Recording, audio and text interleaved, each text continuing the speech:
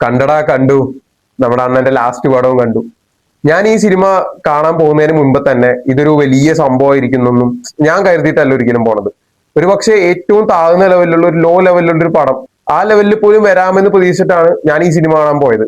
കാരണം ഞാൻ നോക്കിയത് വേറൊന്നല്ല, അണ്ണന്റെ ലാസ്റ്റ് പടമാണ്. അതുകൊണ്ട് തന്നെ ഇതില് ഒരു സംഭവമില്ല. ഇതിപ്പോ കഥ എത്രയോ മോശമായിക്കോട്ടെ, മേക്കിംഗ് എത്രയോ മോശമായിക്കോട്ടെ, എന്താണെങ്കിലും വിജയുടെ ലാസ്റ്റ് പടം.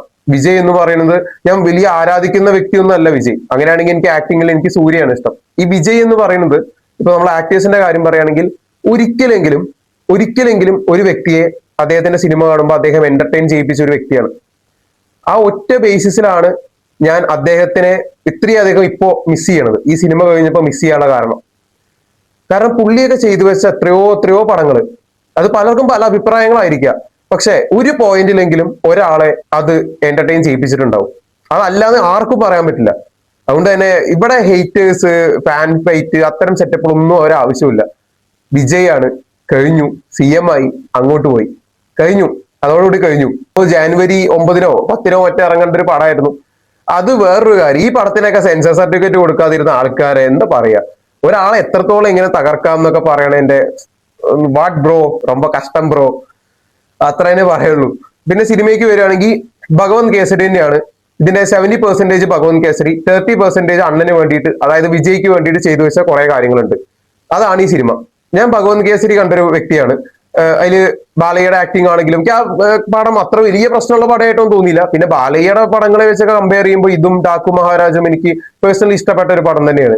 ജനനായകന്റെ ഷൂട്ടിംഗ് ടൈമിലൊക്കെ ഇതിന്റെ ഭഗവന്ത് കേസരിയുടെ റീമേക്ക് ആണെന്നൊക്കെ പറഞ്ഞ റൂമേഴ്സ് വന്നപ്പോൾ ലാസ്റ്റ് പടം അങ്ങനെ ആവരുത് എന്നൊരു ആഗ്രഹം ഉണ്ടായിരുന്നു എന്നുള്ളത് ശരിയാണ്.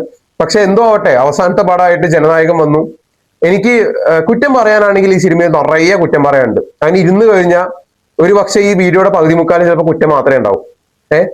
പക്ഷെ അതിലേക്കൊന്നും പോണില്ല, അതിലേക്കൊന്നും പോകേണ്ട ആവശ്യമില്ല. ഞാൻ പോയത് സിനിമയേക്കാൾ ഉപരി വിജയ് എന്ന വ്യക്തിയെ അവസാനമായിട്ട് ആ വലിയ സ്ക്രീനിൽ ഒന്ന് കാണാൻ വേണ്ടിയിട്ടാണ്. ഈ സിനിമയുടെ അവസാനം വിജയ്ക്ക് വേണ്ടിയിട്ട് ഒരു വീഡിയോ ഒക്കെ സെറ്റാക്കി, പണ്ടത്തെ കുറെ മൂവീസിന്റെ ക്ലിപ്സ് ഒക്കെ ആഡ് ചെയ്തിട്ടുള്ള വീഡിയോ ഒക്കെ ഉണ്ട്. അതൊക്കെ കാണുമ്പോ എന്താ പറയാ, ഒരു ചെറുപ്പം മുതലൊക്കെ ഭഗവതി, പോക്കിരി, ഗില്ലി, അങ്ങനെ ഇഷ്ടം പോലെ സിനിമകൾ. പക്ഷെ ഒന്നില്ലെങ്കിലും ചെറുപ്പം മുതലേ കണ്ട തമിഴ് സിനിമ എന്ന് പറയുമ്പോൾ എത്രയൊക്കെ പറഞ്ഞാലും ആദ്യം വരുന്ന മുഖം വിജയ് തന്നെയാണ്. തമിഴ് സിനിമ എന്ന് പറയുമ്പോൾ വിജയ് ആണ്. ഇപ്പൊ അവിടെ തമിഴ്നാട്ടിലെ CM ആവണു. സിനിമയേക്കാൾ വെല്ലുന്ന ജീവിതം എന്നൊക്കെ പറയില്ലേ, അതേപോലെ ഒരു സിനിമാറ്റിക് ടൈപ്പ് ഓഫ് ലൈഫ് പുള്ളിയുടെ. എന്തൊക്കെ അപ്സ് ആൻഡ് ഡൗൺസ് വന്നു, എന്തൊക്കെ ഉണ്ടായി അറിയാലോ എല്ലാവർക്കും.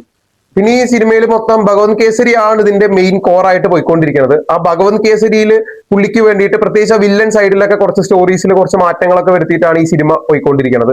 എല്ലാ സിനിമയും പോലെ ഇതും ഞാൻ നിരൂപിക്കാൻ പോകുന്നു, അല്ലെങ്കിൽ കണ്ട് അതിനെ കീറി മുറിച്ച് പരിശോധിക്കാൻ പോകുന്നു എന്നൊക്കെയാണെങ്കിൽ ഈ പടം പോയി കാണണ്ട.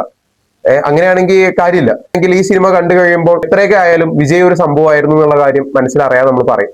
ഞാനത് പറഞ്ഞ കാര്യം തന്നെയാണ്. ഇതാണ് ഈ സിനിമയെ കുറിച്ച് പറയാനുള്ളത്. ഇത് അറിയാം, സിനിമയെ കുറിച്ചൊന്നും അല്ല ഞാൻ കൂടുതലായിട്ട് പറഞ്ഞിട്ടുള്ളത്, വിജയ് എന്ന വ്യക്തിയെ കുറിച്ചിട്ടാണ്.